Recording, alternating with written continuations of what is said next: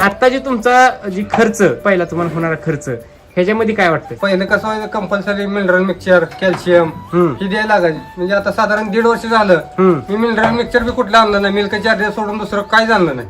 मला सांगा, तुम्ही एवढं मिनरल मिक्सचर देत होत्या पण समस्या सुटत होत्या का? नव्हत्या.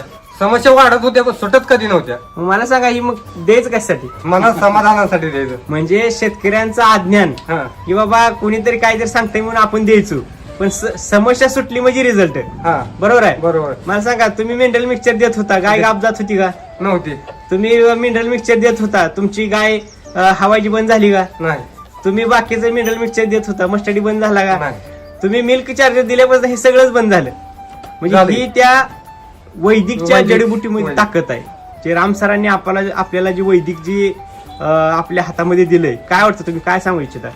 मी सॉइल चार्जरचं कृषी अमृत बी ते खत वापरला. मी टिंजर मारलं नव्हतं, हा, आळीचा कुठलं मारलं नव्हतं, तरी माझी मका डोसक्याला होती. 2 पोते यायचं. गवताचंही मारलं नव्हतं आणि आळीचंही मारलं नव्हतं. म्हणजे काहीच न मारता तुमची 1 नंबर एक नंबर मका आली.